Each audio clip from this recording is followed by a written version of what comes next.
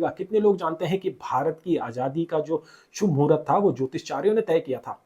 तो जो आप फाउंडेशन चार्ट भारत का देखते हैं, वृषभ लगन का, टॉरस असेंडेंट का, ये केयरफुली सेलेक्ट किया गया था। क्यों रात के 12 बजे डिक्लेरेशन ऑफ इंडिपेंडेंस किया गया था, इन सभी कारणों को हम जानेंगे। और यही मौका जिन्ना को भी दिया गया था, लेकिन उन्होंने 14 तारीख को चूज किया।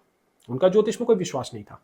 और आज आप कंट्री की हालत देख सकते हैं, जबकि भारत के राजनेताओं ने, भारत के कुशल स्वतंत्रता सेनानियों ने ज्योतिष के माध्यम से इस देश की एक मजबूत नींव रखी। और इस स्टोरी को और डीपली जानने के लिए आपको 3 कैरेक्टर्स के बारे में जानना जरूरी है।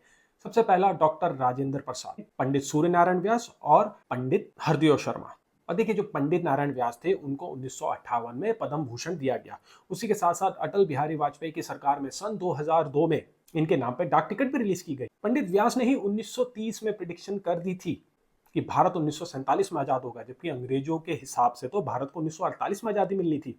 तो लॉर्ड माउंटबेटन ने अगस्त 1947 में बहुत कम समय दिया भारत के नेताओं को पावर ट्रांसफर करने के लिए। तो जब ये बात डॉक्टर राजेंद्र प्रसाद के पास पहुंची तो उन्होंने अपने मित्र और ज्योतिषाचार्य श्री नारायण व्यास को बुलाया और पंडित हरदेव शर्मा के साथ परामर्श करके ये फैसला लिया गया कि ठीक रात के 12 बजे भारत का डिक्लेरेशन ऑफ इंडिपेंडेंस किया जाएगा। उसी रात को एक मीटिंग होती है और उस मीटिंग में जो भारत के पहले प्रधानमंत्री थे पंडित जवाहरलाल नेहरू, उन्होंने एक जबरदस्त स्पीच दी। पंडितों के ही परामर्श में उसके बाद पार्लियामेंट को धोया गया और प्यूरिफाई किया गया और रिचुअल्स किए गए। और इस तरह आजाद भारत की नींव रखी गई, वो मजबूत नींव रखी गई। बहुत जबरदस्त कैलकुलेशंस की गई थी और हमें दिखता है कि ये सारी कैलकुलेशन सही साबित हुई।